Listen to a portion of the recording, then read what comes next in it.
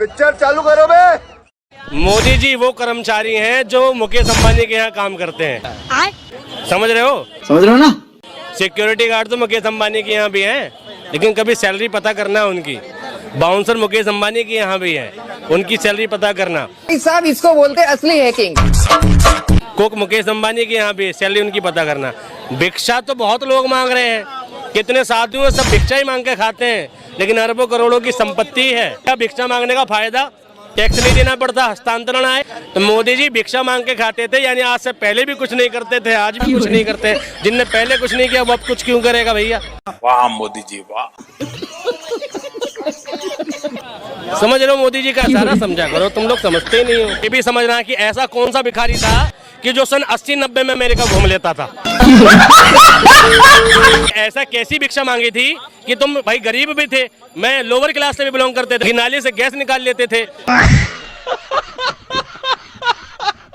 पिछले 30 सालों में कांग्रेस जहां भी 3 से चौथे नंबर की पार्टी बनी है, चाहे वो उत्तर प्रदेश हो, चाहे वो तमिलनाडु हो, चाहे वो बाकी राज्य हो, उसमें कभी बाउंस बैक नहीं कर पाई है कांग्रेस। हाँ बेटा, लगता है तुम खा के ही मानोगे। अव्वल तो राजनीति कैरम का खेल नहीं है कि बाउंस बैक करेंगे।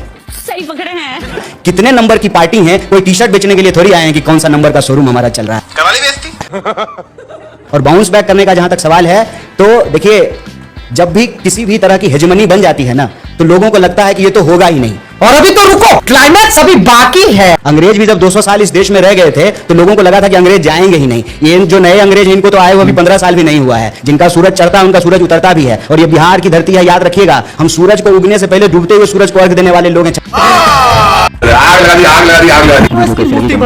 उन्होंने कहा कि घड़ी दे दिया, चप्पल दे दिया, पैंट दे दिया, शर्ट दे दिया, ये माला वाला सब दे दिया, अंगूठी। अरे बोलिए मत, जब मिस्त्री बात करते हैं तो मजदूर को नहीं बोलना चाहिए। गजब बेइज्जती है। सुनिए, चप्पल में हो, जूते में हो। अच्छा, जूते में हो। जितने की तुम्हारी औकात है उतने का सिर्फ मेरा चप्पल है। 250 रुपए का सुनिए, करेंगे।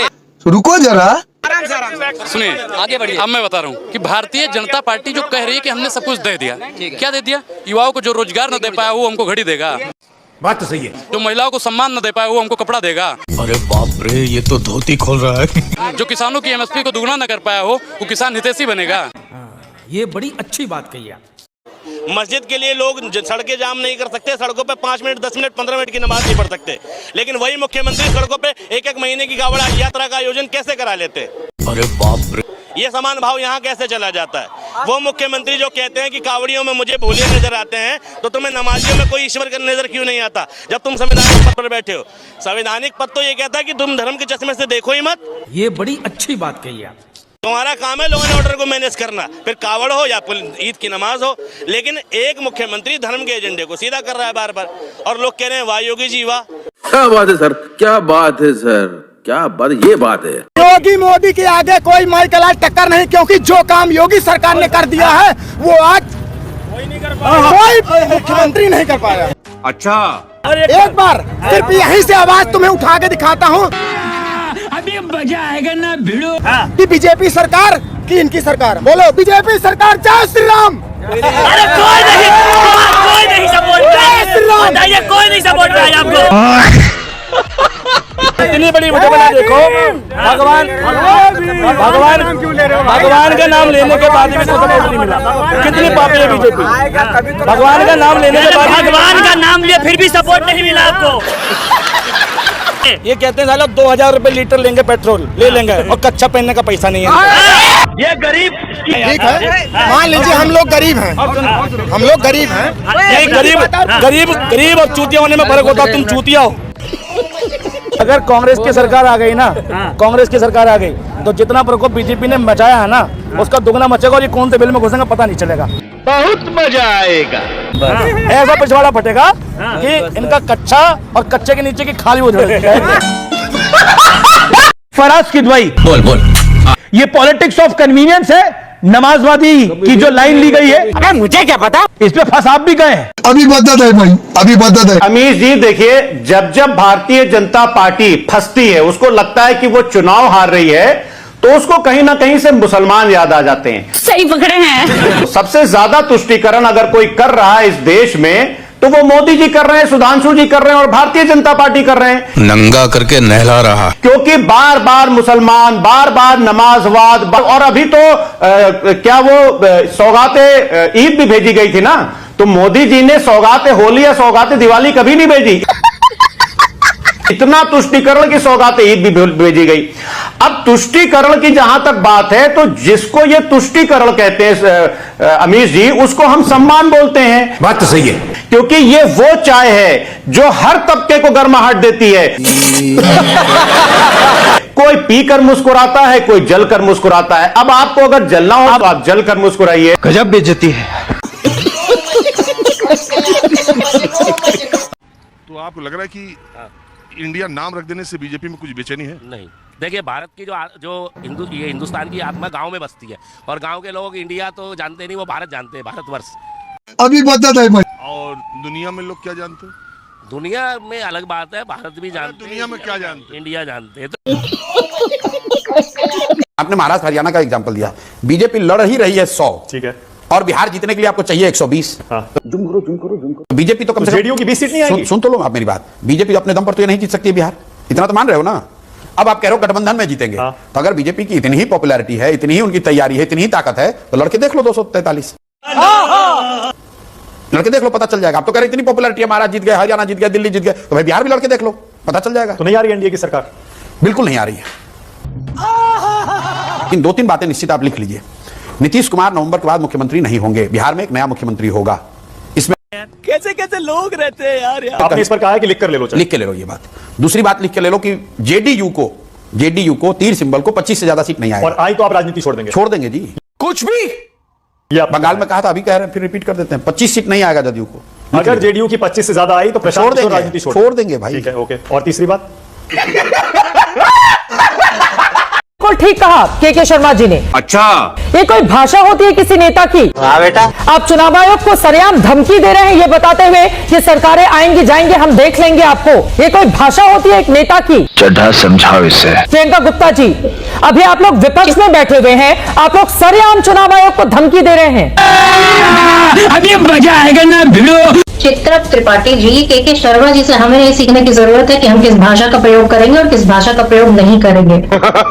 और लोकतंत्र में सरकारें आएंगी, सरकारें जाएंगी, ये कौन सी बड़ी बात हो गई? ये तो सारे नेता कहते चले आ रहे, लोकतंत्र की खूबी ही यही है। सही पकड़े हैं कि सरकारें आती है, सरकारें जाती, किसी का कोई यहाँ पर जो है परमानेंट ठिकाना नहीं होता।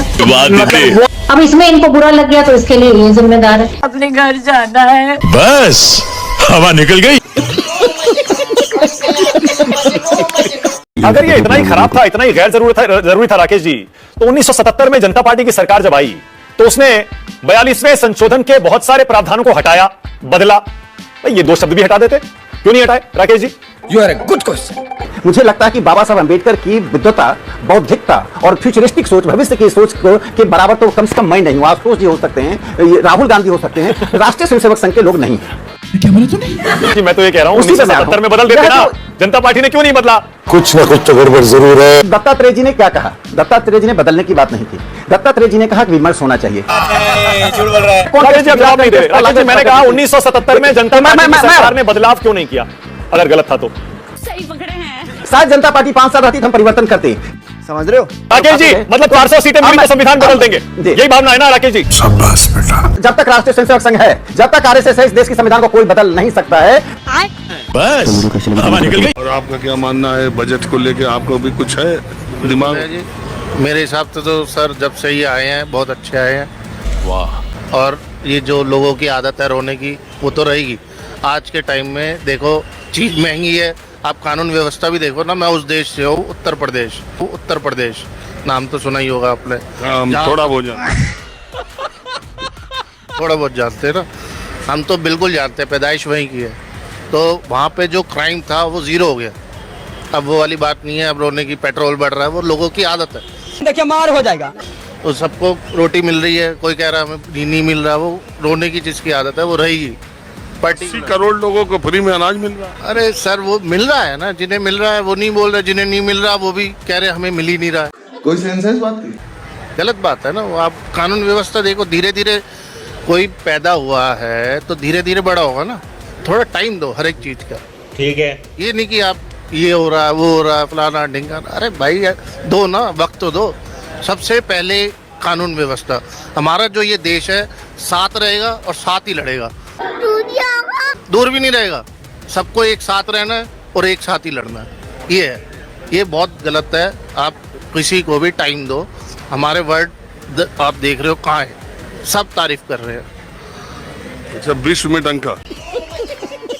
बिल्कुल, आप देखो ना कहाँ है आज, क्या रैप हो हमारी इंडिया की। फिर अब इंडिया वाले इंडिया में रह के इसकी टांग पकड़ उसकी पकड़, बहुत गलत है ये। वाह, इसको अभी का अभी IAS घोषित कर दो। थोड़ा समझो। अच्छा, मोदी जी की सरकार के 3 काम क्या आपको अच्छे लगे? मेरे को तो सबसे पहले सर ये कानून व्यवस्था। अरे हम देश की बात कर रहे हैं, मोदी सरकार। वो यार इकोनॉमी कहाँ बढ़ गई है। आप ये लॉकडाउन हुआ, मेरे हिसाब से लॉकडाउन अच्छा का। एक बात बताओ, ये थे जो बच गए लोग। अबे साले, नहीं जो पहले थे वो मेरे को लगता नहीं यहाँ पे हम जितने बोल पा रहे हैं या सुन पा रहे हैं। तो दुनिया के जिन देशों में लॉकडाउन नहीं लगा वहाँ सारे लोग खत्म हो गए। बिल्कुल। चलना चूतिए। जैसे देखिए अब आ गए ना वही वाली बात। इंडिया क्या था, अब किस देश से लेवल कर रहे हो?